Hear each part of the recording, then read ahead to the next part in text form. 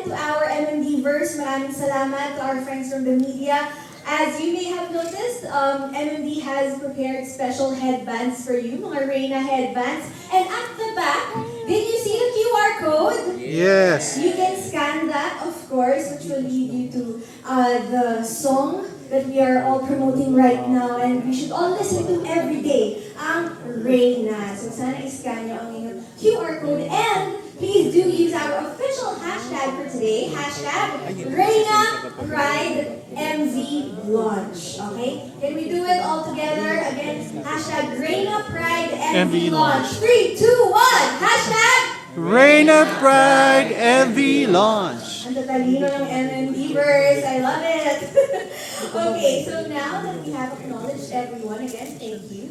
Okay, let's talk about why we're here. Today marks a powerful new chapter as our dear Reyna adds another crown to her name. Not just as a beauty queen, but now also as a recording artist. And yes, as we've mentioned, this is just supposed to be a music video launch. But because we're extra, we're Reyna, would you like to have a live performance of Reyna? Everyone, please join me as we welcome our very own Reyna, Michele Dee! Dito po to everyone that made and carved some time to be here. Maraming salamat, mahal po kayo. My MMDers that's here. Maraming salamat. Of course, my Star Music family. Thank you. Alam mo, kagabi lang sila dumating from the Bini Tour. Kaya jet lag po sila. Kaya it means so much to me that you all are here. Maraming salamat. Of course, my GMA Sparkle family is here as well. Miss Tracy, hi. Ate Jel, hello.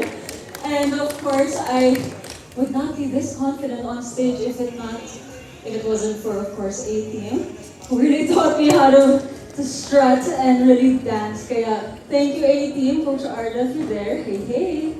I actually damo kailangan pasalamatan. Of course, like glam team, I wouldn't look like this if it weren't for my glam team, my styling team, and everyone who makes this possible. It takes a village to create all of this. So to everyone that was part of it, maraming salamat po. Truly queen-like, yung talaga yung na-acknowledge lahat. Those who have been part of your journey, di ba? Of course, you're that's here also. Thank you. It's my pleasure. Thank you so much, Michelle. Okay, now, let's talk about this venue naman. It's very iconic. The Dolphy Theater, of course, is one of the most iconic places here in ABS-CBN. How do you feel performing Reyna and launching the music video here? Someone pinched me. Someone pinched me. I think the last time I was here was when my mom did something here when I was this high pa lang. Hindi pa ako towering, splendid with my long legs, but it feels like a full circle moment for me because of course I take so much inspiration from my mom and I've learned so much from her. Kaya to be in this iconic theater, the Dolphy Theater, grabe. It's a milestone mark for my career, of course. Thank you. We're so happy to have you here as well, Michelle. Now, syempre, many people know you as this beauty queen. So, from the pageant stage to the music scene, did you ever imagine yourself becoming a recording artist? Yes! Really? Yes, I did. For those that don't know, I was in theater growing up. My first play as a freshman was actually Wicked. And I played Prince Fiyero. I played Fiyero. I also did Ariel. I don't know ulit yun. Oh my gosh. Little Mermaid. Yun. Ariel. And I was active in the Glee Club.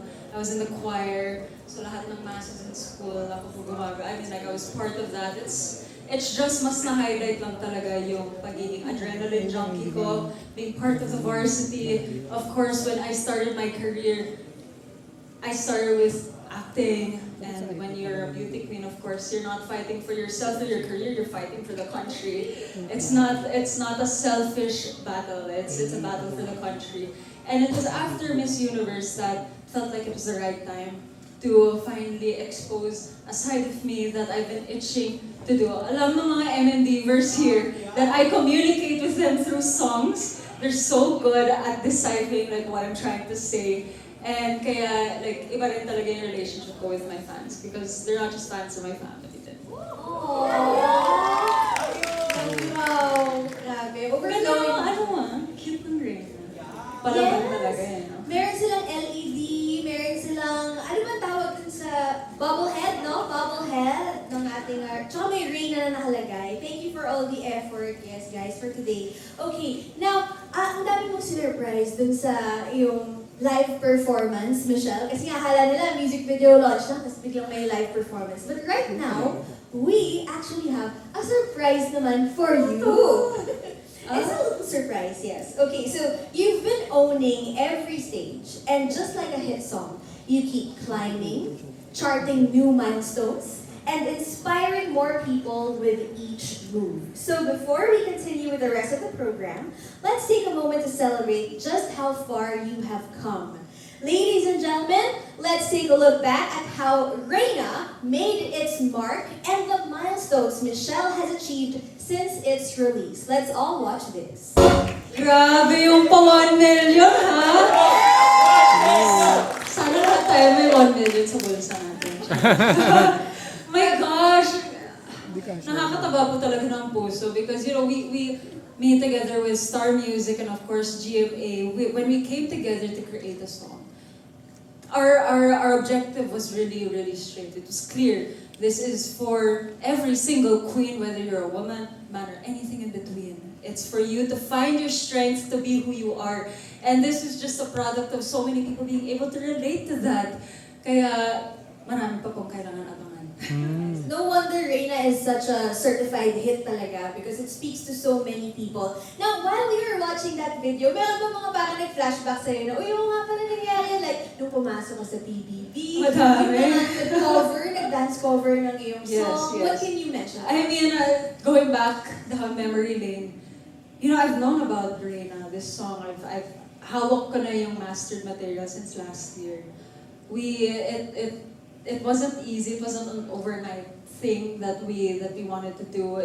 We knew how much this might mean to people, how it's marking like my whole career. It's like summing it up because di naman po ako nakilala kasi nanalo ako sa Miss Universe. It's because I actually came home na hindi dala ang corona but was celebrated because everyone saw the hard work, the blood, the sweat, the tears, and mas maraming ang natatalo sa buhay kaysa sa nananalo.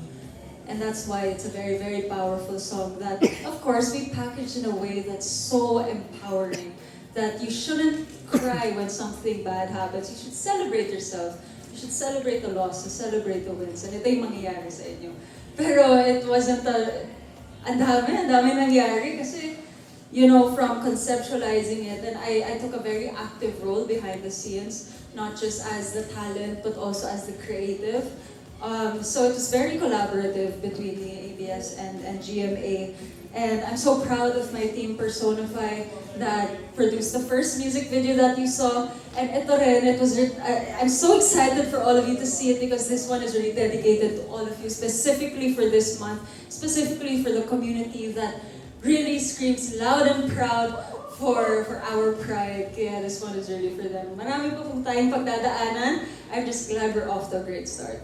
We are, yes. We really do love MMD. And now that you've mentioned it, na meron ng special version, let's talk about that. So, later on, we are gonna let you watch the whole music video for the first time, pero bukas pa talaga yung launch niya, okay? June 26, 7 p.m. So tomorrow 7 p.m. But because, you know, this day is full of surprises, you are gonna be the first ones to see Reyna music video Pride version. But before we play it, syempre pag-usapan muna natin. Of course. Okay, So, so, mag-chika muna tayo. yeah, so para alam natin what to expect, ano bang maabangan, tsaka para mas may meaning yung music video pag pinanood natin. So, let's talk about the reason behind the Pride version. So, this is a special version of the Reyna music video, specifically created to celebrate Pride Month. I only came out, I think, around 2023 after I won Miss Universe Philippines. But even before then, I was a loud and proud ally na rin of the LGBT community. Of course, my mom, I really credit my mom na ganun ako mag-isip kasi bata pa lang ako, she was so vocal about her love to the gay community, to the whole community. But if you remember, I was the most bashed Miss Universe Philippines queen. And it was because they were trying to take that against me, my identity against me. And when I came out, I finally mustered up the strength to come out because I didn't want to come out in competition. My fight wasn't about that. Of course, I advocate for autism awareness, and I just knew, knowing the pageant community, that if I came out in competition, everything else that I was fighting for might have been clouded. But everything happens for a reason, because it's when I came out after, grabe talaga yung reception and how it really turned the table for me and my confidence and the kind of love I received to the community. And I know this is a big community that helped me do what I did in El Salvador, do what I did after. And this is really for them and for what they've been able to do for me. And I won't be tired of screening my alliance, because we are part of an amazing community. I love June. If my birthday was just on June, favorite month ko na siya. Pero bias tayo sa April, but if ever, it's such an amazing time to celebrate your pride and to celebrate who you are. And it's more than just being out. It's about loving your own and everybody around you. So perfect timing talaga na hinintay mo muna. Pinalipas mo na yung April, tapos talagang June. Mas may impact talaga because it really is for the community. Yes. And kung kilala niyo yung nanay ko, I think mas makikita niyo yung nanay ko sa video na to. And you really see na I am the daughter of my mom. Kaya I'm so excited for you all to see it. Medyo pinaghirapan po talaga namin.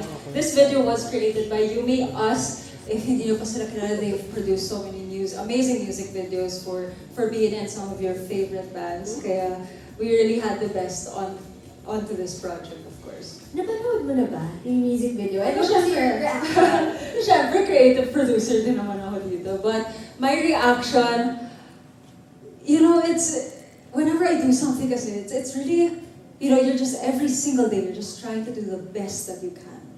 And when all of those micro steps finally come together to create an amazing visual, amazing story, yung tipo ang sarap patulog. Kasi ilang araw yan ang walang tulog. And really working behind the scenes, and it's so fun. It's fun, it's light, it's empowering, it's so gay. And it just means a lot. And hopefully it resonates with a lot of people also. And hopefully it's just a party. It's really meant to celebrate the song and all of its pride. And sobrang Reyna niya. Sobrang Reyna energy lang. Kahit yung sinabi mo, feeling ko relatable, yung mga walang tulog dyan, pag nakita mo na yung final product na deserve mo talagang mag-rest after. Ganun kasi ang ganda, bakit nagbunga lahat ng hard work ng sarili mo and your team as well. So, we're so excited to see it. But while we haven't seen it yet, without spoiling anything, ano yung most memorable scenes mo or yung mga filming experiences mo during the music video? I was so nervous shooting this because we shot this, I think, before the other music video that we shot also. So this was actually one of the first moments that I had to really sing and dance. So I do have so much pride for what I was able to do here. But syempre, on a different note naman, always sharing the same stage as my mom is always such a memorable thing for me. But may cameo role ako here in this video. And hindi siya tao. But one of the things that I love was that my childhood dream car, I was able to turn pink. And I was able to include it in this music video. And pagbigyan niyo na ako, very sentimental queen ako. I've been working towards getting a Jeep for myself. And finally, for it to be in one of my first music videos and to see it there in all of its pink glory, parang it just feels really good. And syempre, it was the first time that I was able to work with ABS-CBN together with GMA. Kaya everything collectively, it's so hard to choose just one. But ayun, it's a collective effort, collective success po talaga. Speaking of collective effort, I just learned kanina actually, mas nauna pa tong collab na to between ABS-CBN Music and GMA kaysa sa PBB. Talaga ito yung first collab ng dalawang network. So, ikaw talaga yung base dun sa collab na yun. So, before we play it, any final words that you want to tell them bago natin i-play yung music video? Honestly, I just wanted to say thank you sa walang sawang suporta sa akin.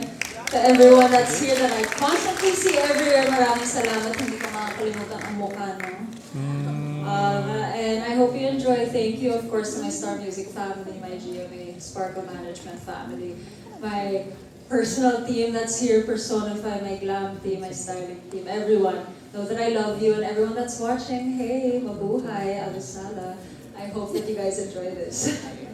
Alright, this is it, the moment we have all been waiting for. Ladies and gentlemen, here is Michele Dee's official music video for Reyna, Pride Version! Iba naman yung sinasabi ko. Pero hindi halata. Yeah, I mean, that's mellow for you. Pero ito, it's heating very, very nicely. Bantay sarado ng bello po yan. Kaya, pero that was shot this was shot before all of that happened, of course. Nakakatuwa lang kasi ang cute-cute niya eh. Yes. Tapos nakakaawa kasi binabash na siya ng maraming tao kasi di naman niya sinasadya. After all this, may picture kayo ulit, as ano na ulit? Batina. True. Batina. But we also saw your mom there. Yes, yeah. Actually, marami pa po kaming guests na hindi lang namin naisama. So of course, sometimes you have to make a creative decision and repurpose that material para it's given a better highlight. So marami pa po kayong aabangan na edit downs here for me to show kung sino mga yun. So mga lima yun na hindi nasama sa final edit. Nanay ko lang tsaka yung aso ko yung pumasa sa final casting. Abangan po natin yan. That will be out again tomorrow 7 p.m. sa YouTube channel of ABS-CBN Star Music. At ngayon naman, sigurado kung marami pa tayong gustong malaman from Michele and the Reyna music video. So we're gonna be opening the floor to our friends from the media to ask their questions. Okay, so are we ready? Let's start with our first friend from the media. We have Sir Chris Ramos Jr. of One Music PH. Nakita ko na siya kanina there. Hi, ma'am. Hello po. Hi, so first question. How do you react now to lesser corporate the lesser corporate backing now and yung visibility and buzz that surrounds Pride Month? Do you take it as a relief, kind of a relief na wala na yung bandwagon and all that? And or do you see this as a challenge that there's still a lot to like, there's still a lot to do. There's still a lot of work to be done. I will agree that there is a lot of work to be done pa rin. Of course, malayo na narating natin this community, pero mas malayo pa ang pwedeng marating. Am I affected that there is less corporate backing to the community? I actually haven't noticed because this community isn't driven by corporations. It's driven by the community. With or without them, we will thrive. And we will make our mark as loud and as proud as possible. Kaya it's okay if there's less corporate backing. Nasa tama naman yung puso natin lahat, di ba? And also, can we expect more music from you in the future? Like even other songs na hindi about that's more like deep personal songs or even songs na fun. Actually, hindi po. Ito lang po yung only kanta ko. Hindi, ito lang po yung only kanta ko, tapos na. No, of course, marami pa pong aabangan. There's actually a whole album that's already in preparation. Some of them are already recorded. It's just the matter of releasing it at the right time. Pero marami pa po kayong aabangan, a lot of genres. I'm actually very, very excited for the more sensual songs that we're going to release. And some anthemic also, taking inspiration from a lot of my idols. And what matters to me, of course, this was dedicated specifically to all of you, to everyone that helped me along my journey, to everyone that can relate to that journey. Pero marami pa po, mahaba pa po ang buhay natin lahat. So tuloy-tuloy po yan kasi music is forever. Right, thank you. Thank you, Sir Chris Ramos of One Music. Pero sagutin ko na rin yun, Sir Chris mentioned na, you mentioned na you also take inspiration from your idols. May we know, like, sino yung mga idols mo in the music industry? Local or international? Both, sige. I mean, of course, number one dyan, I would love to be able to collaborate with Casey Tantingan. I would love to collaborate with my girls from the Beanie Group. And you know, I do appreciate SB19's newest album as well. Kaya, you know, for local artists, andyan din si Juan Carlos. Ay, nako, marami po talaga. And, you know, I love how they're able to communicate their feelings and emotions to their fans and their experiences through song and art. Pero if we're gonna think big, of course, andyan si Beyonce, si Justin Bieber, si Shawn. Fangirl din naman si Michele, ay hindi pala si Michele, maling. Si Taylor Swift. Pero subtle plug pala. Pero you know, sky's the limit. Sky's the limit and a lot of collaborations are on the way. I'm excited for that. Okay, now let's go to our next question. From Stars Photog, Mr. Alan Sancon. Huh? First owner. Alan, ayun. Can we hand him the microphone, please? There you go. Hello, congratulations, Michelle. Thank you po. Nakaka-LSS yung song. Pwede gawin sa pageant, di ba? Oo naman. Dapat it was released specifically before pageant season para with the hopes na magagamit po talaga siya sa pageant stage. So congratulations. Nag-start naman yung lahat ng to because you are crowned as Miss Universe Philippines ng 2023. We're just curious kung you want to share with us yung mga memorable experiences mo, some like yung mga funny or memorable thing happened to you during the pageant, especially siguro yung competing internationally. International. Actually, grabe. The success naman kasi po talaga ng 2023 year ko is the accumulation of the experiences that I experienced in my first two pageants. Of course, I represented the Philippines as a Miss World, so that was a national and international competition. I joined again Miss Universe 22, and I won first runner-up. 23 was when I said, you know, third time's a charm, what am I doing wrong?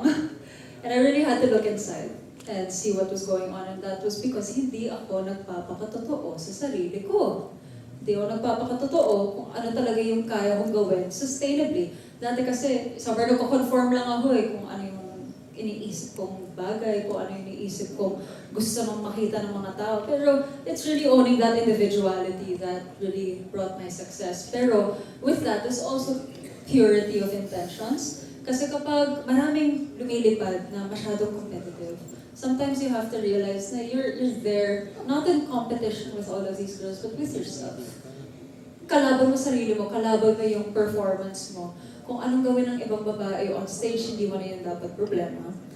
And it's that realization that just allowed me to have fun. One of the best advices that Theo Wurzbach gave me was, once you get there, just have fun.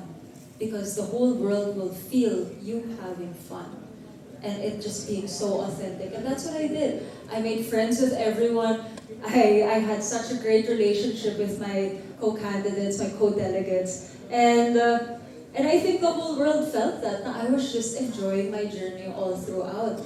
And I came in 200% prepared. Kudos to my Miss Universe team na I did not have backup options. Like I know a lot of us fly with backups, thinking something might go wrong, but I had full confidence in my team. And my designers, my creatives back home and the organizations na kaya na nilang dalhin yung the quality ng Pilipinas. So I only flew with 2 perfect gowns with the exact amount of outfits. And of course, a little extra kasi alam naman natin na we had to go somewhere else after El Salvador. Pero it was a perfect journey with the perfect core group and the perfect people helping me achieve that vision. Kasi alam naman namin lahat, it's not a vision for Michele Dee, it's the vision of the Philippines. We were going for the 5th crown. And it was a laban na sinigaw ng buong Pilipinas, and we really shook the universe when what happened. And because it happened, here we are, we have a song. What better way to make your mark than to sing about it? Thank you, Michelle. Yung second question ko is, for you, what is the meaning of Reyna? At ano yung gusto mong iparating dun sa mga LGBT community about this song? I mean, hindi hindi lang to para sa mga Reyna ha, kasi pwede ka maging Reyna kahit hindi ka babae. Of course, it's so much deeper than that. And when you listen to the lyrics, if you translate it in English, it's like you have been bashed, you have been insulted, criticized all throughout your life. And it's really your lakas loob, your confidence that is your true crown. Lakas loob ang aking corona. Hindi pagpapanalo ang aking corona. Lakas ng loob, and that means you can do that in anything you do within your life.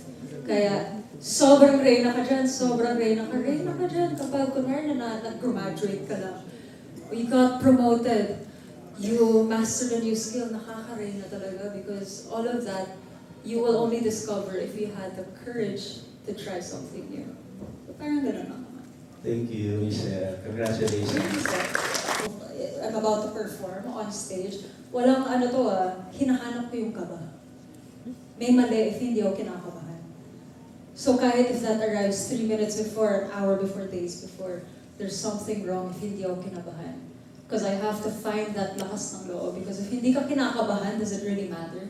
Kaya, yun. So kanina kinabahan ka pa ba? Oh, syempre. Alam na ng team ko, dumating na ba? Dumating na. Yung kaba, dumating na ba yung kaba? O, ganun pala yun. Okay. Thank you. And now let's go to our next question. I'll be asking her question. Kate Adahar from Random Republica. Her question is, this song was featured during your stay in PBB. Yes. How special was that and how was your experience? Too special, grabe. I mean, entering Kuya's house is an experience of its own. As in, Kuya, ibalik mo na ako ngayon, papasok talaga ako. Kasi, that was the first time in years that everything just went silent. Wala kang outside gulo, wala kang outside pressure. You just focus at the people, the beautiful people that are in front of you. And that whole group, when I was there, hindi na sila kompleto when I came in, but they are so genuine. I mean, it's a funny thing that you asked me kasi I think the first time na nairita ako sa kanta ko was inside Kuya's house. Why? Because I didn't know kung ano yung galaw. The housemates were already there for 41 days prior. I just got in. The first 2 days, they were still playing yung alarm clock. Am I allowed to say this? Basta the first thing they hear is the theme song. The wake-up call. The wake-up call. The wake-up call was the theme song. Oh, of course, napapanood niya sa live stream. So the first time I heard Reyna, that was 2-3 nights after, I was like, oh my gosh. Natapos na ba kasi hindi pa ako gising. Pero ayun, I started hearing it every day, and it was just like, I mean, of course, all jokes aside, I knew that Reyna would come out. I thought it was just my entrance song. Like when they were introducing me as a house guest, I thought hanggang dun lang. And then they played it, and then they played it all day, and then they kept playing it, where it's like, wow, this is actually happening inside Kuya's house with millions of people watching.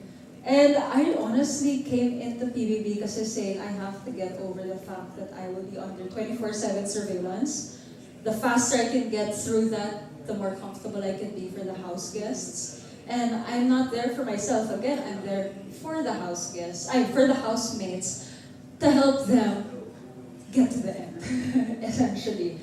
Kaya, the biggest battle was for me na, okay, may camera sa ganito, may camera sa ganyan, deadmahin mo lang yan.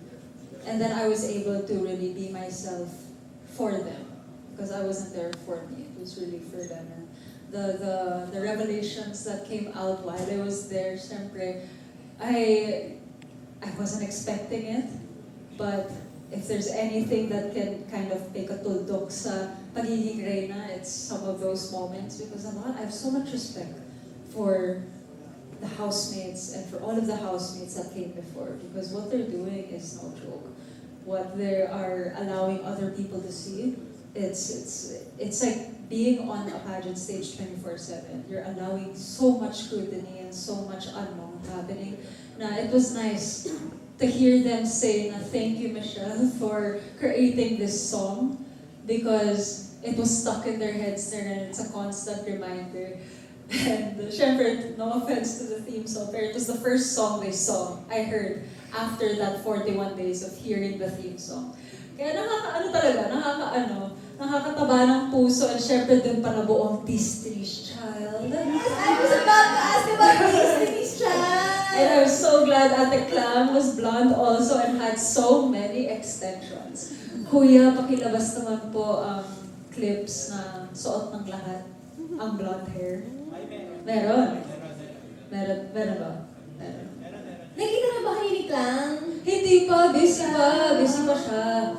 Pero magkikita kami soon. Yes. Super soon, as in naka-set in calendar. Aabangan natin yan. Sana mag-TikTok kayo ng Destiny's Child. Hindi lang isa, TikToks. Yes! May group na nga kami. Oh, GC? May GC kami. Ay, ang dami may GC. May GC kami, syempre. Gusto niyo ba masali, di ba? Dumaan muna kayo sa bahay ni Kuya. Totoong nabuo ang bond sa loob ng bahay ni Kuya. Well, thank you for that question, Kate Adhar of Random Republica. Now, this next question is from Kapatid Insider Carl June. Where's Carl June? Yes, there you go. Hello, good afternoon, and once, Miss Michele Dee, congratulations on your great song, Sobrang LSS. And to be honest, yan yung kantang piniplay ko habang nagbibiyahe. Oh, thank you. I hope this question na masagot mo to. What is the message of Reyna na gusto mong nitong papiparating, especially sa mga LGBTQIA+ community? In one line, lahat tayo ay Reyna. I mean, Reyna in our own right, Reyna in whatever we do, Reyna in our losses and our triumphs, and Reyna especially when the whole world doubts you. Because what matters is that you believe in yourself and the right people will believe in you too. Next question. What is the concept about Reyna? Bakit yan ang napili mong title? That's a good question. Doon na papasok yung, of course, the expertise of Star Music and GMA Sparkle, and collectively, we really came together to really study the different options that we had that gives justice to the song and the material. So, it wasn't actually a long process because when it was presented, parang yun eh, it's the perfect title already. It's kind of like similar to when I first saw the sketch of my final gown. Parang yun na yun. Hindi na natin consider lahat. This is the one. So, it just felt right. That will be all. Thank you and congratulations, Queen Michele Dee. Thank you. Thank you. Parang may lakson ng dugo, no? Yan na yung, that's it. Yeah, I mean, yeah, it has to feel right. Okay, now let's go to Certified Kapamilya, Lyra Nicole Trinidad. Kindly raise your hand. Okay, there. Let's hear her question. Hello po, Ms. Michelle, and congratulations Hi. po for the release. So my question is, how does this release empower you and the community you represent, and how do you hope the general public will interpret it? I mean, this press con, that question is a little late. Kasi ang dami na nangyari with the song and how it was received and how it was praised and how it's celebrated in so many different areas. I think that's validation definitely from not just my journey but me also as a starting recording artist. It validates what we're trying to say and of course the community that received it so well because this is for them. And it's for so many more people also. Kaya, I mean, I guess, para matuldukan yung tanong niyo po, it's more validating in a sense na this song means so much, not just for what the lyric says, but what it represents, which was my journey as a beauty queen and how I reached success unconventionally. And to put that in song, in a new industry, and for it to be so well received, I mean that it just inspires me to keep creating it at this level all throughout my career. Thank you Thank po, you. and congratulations. Thank you. Thank you, Lyra Nicole Trinidad of Certified Kapamilya. Now let's go back to the music video kasi tungkol dun yung next question from Davao Digital Influencers, Joem Madrazo. He asks, how did you physically prepare for the music video shoot? Kailangan pa ba? Kasi grabe naman na yung physical appearance. I mean, when you have a healthy lifestyle, hindi na kailangan paghandaan yun because it's just Ah. maintenance. But Queen things! I think it's really important to be your worst critic. I'm always my worst critic. Kaya hindi ako naapektuhan sa mga bashers kasi walang sinasabi ang bashers na hindi ko din sinasabi sa sarili ko. Alam mo yun? Nauna ka na. I mean, syempre, I'm realistic. And sometimes you have to be humble enough to listen to what they're saying. Because maraming eming bashers lang dyan na may masabi lang para lang mapikon ka. Pero there are some very constructive criticisms that you can find. And you have to be the first one to be that for yourself so you can prepare for anything. And I knew, I'm not the best dancer, I could definitely perform. Like, I love being on stage, I love performing, pero I knew hindi naman ako A-team na world dance champions. And I was preparing physically through dance and my performing arts skills months before we even did this. We didn't even have an official choreo, gumagawa kami ng something just to get my muscles loose. Iba yung muscles na ginagamit for pasarela and for dancing in general. Syempre, I knew the gravity of this, and sometimes you just have to prepare even before people ask you to prepare. Especially if it's expected from you at this point. So, yun, yung physical preparation, more on the dancing part, yes. More on the dancing, of course. And of course, Jade Risha is my vocal coach as well. So I really had to, I guess, loosen up these muscles. Alright, thank you very much for sharing that. Now, the next question is from Mark Artie Talawe Zipagan from Pageant Mag Philippines. And ako yung magbabasa ng question. What kind of Michelle Marquez Dee do you want to portray on your Pride version music video? Bakla. I mean, plain and simple, it's so campy as you saw. I mean, it's just fun. But there are a lot of Easter egg hunts.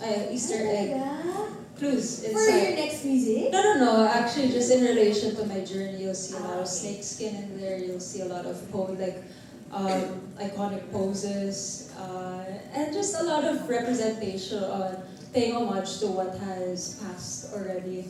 And the next, I don't know if I can tease this, but the next is to introduce something new.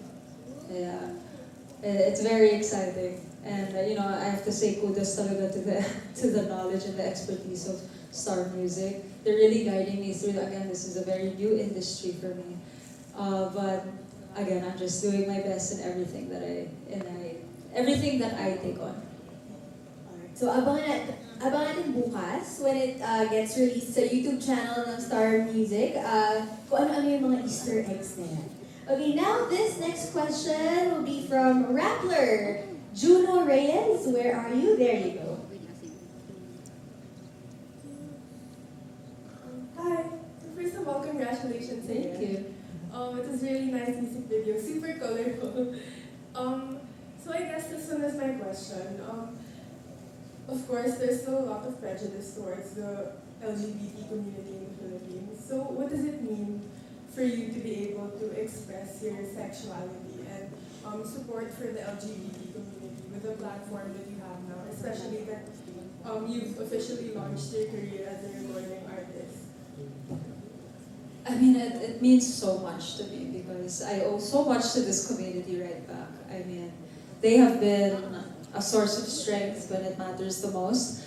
And growing up, I don't think naman na nawala sa pagkatao ko and being exposed to the community. And the thing is I don't think I've ever encountered naman an instance in my life na binastos ako or na nagawa ng community na to na hindi kayang gawin ng ibang community.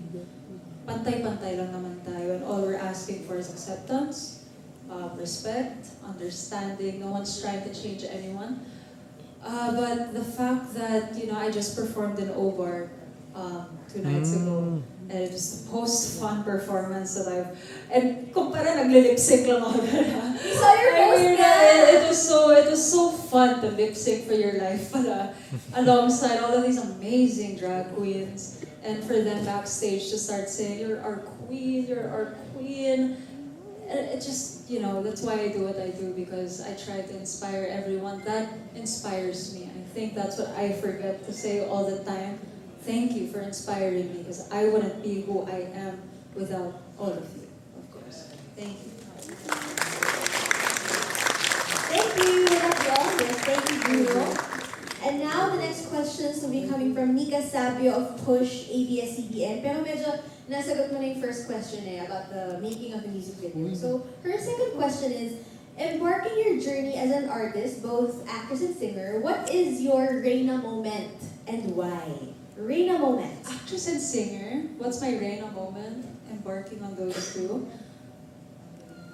I guess when the song came out, because it's bridging both me being a beauty queen and being a recording artist, and being able to tap into different personas. That's an acting skill naman also. But again, everything is just with the purest of intention. But I was very nervous launching this song because again, it's completely left field.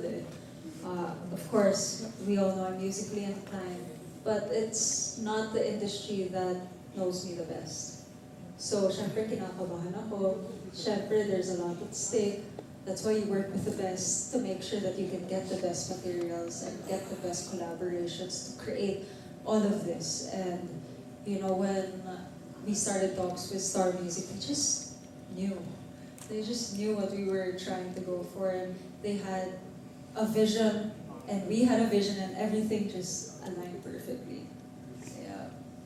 Gets really the song. Yes, yun talaga. But I really admire how you answered that kasi it takes a certain level of humility and self-awareness to recognize that even though you've been crowned as Miss Universe Philippines, you own that world, iba sa ibang field, iba rin sa ibang world na you have to kind of, hindi naman super start from scratch, but it's a relatively new audience also for you. Oh yes, and it's coming from the fact that even though I'm the only one on stage, and any stage, again, it's acknowledging that I wouldn't be there without the people behind me. I am just the muse on stage, training and preparing and putting on a good show, but who would I be without the people behind me? And that's just like the song. Who would I be? Where would this song be if I didn't have the people behind it also? Thank you.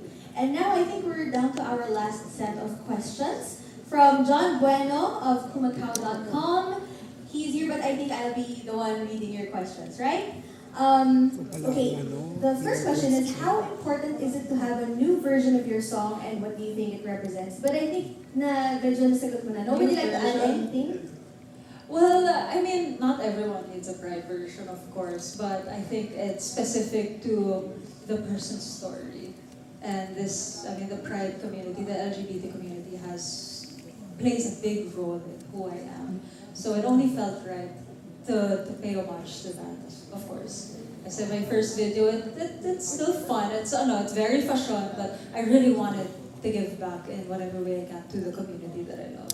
Speaking of fashion, parang lahat tayo, all together, biglang nagsabi kanina na, Barbie! Di ba? Parang when we saw you in that get-up, lahat talaga. As in, di ba, nakikinig ko rin sa audience, ay, Barbie! Sobrang Barbie siya.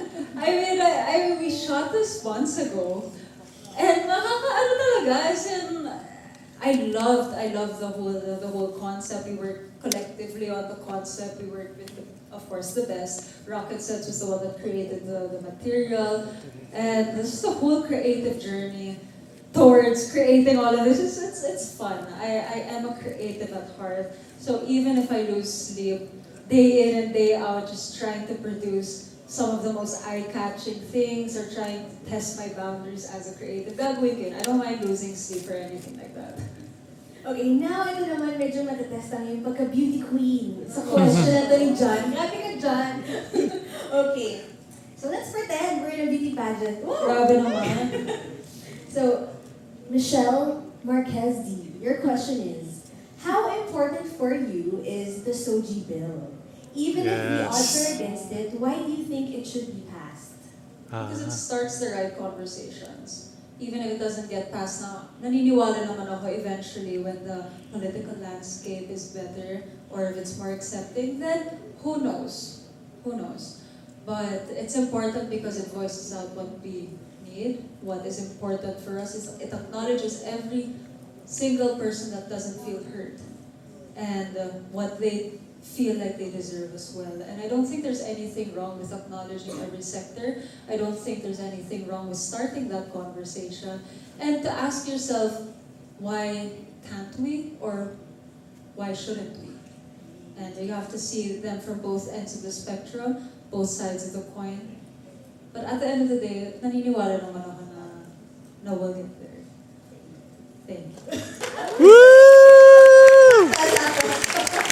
Thank you very much. Grabe yung last question natin dyan. Again, but I knew Michelle could answer that naman. Walang sweat, walang kaba. Oo, chill na chill. Chill na chill siya. But thank you once again for all of your questions. Meron bang gusto humabol? Or okay na? Yes? I think marami na tayo na-cover about that. Isang ang A dyan. Hey! Isang ang Reyna dyan. Reyna! Mga tulog pa. Reject nag-ano tayo lahat dito. Alright, thank you very much. Once again, abangan po natin ang Reyna music video Pride version sa YouTube channel ng ABS-CBN Star Music. Anything else you'd like to say? Yes, I just wanted to say maraming salamat po talaga for everybody that's here. To my Star Music family, thank you so much for producing this. Ay nako, grabe, where would we be? Tagal-tagal na nito. I'm so excited that we are finally here. Of course, to my GMA Sparkle Management that's also here. Thank you. Thank you for making this possible. And to everyone that's watching and that will watch this video, maraming salamat, more to come pa po. What do you have to June 28th, go ahead. Oh yes, oo nga, kita-kita po tayo June 28 in the QC Circle. Magpo-perform po tayo sa QC Pride. Woo! So what I hear is 300,000 attendees. Oh my God. Marami talaga. Also, abangan niyo rin po ako. Gabi-gabi. Ay, gabi-gabi talaga. Abangan niyo po ang Sangre. At abangan niyo po ang aking character, Hira Cassandra. Malapit na po kami magkita ng ibang mga Kaya abangan niyo na po yan. Thank you so much. And yung kanta ko, malapit na po yan. Yes!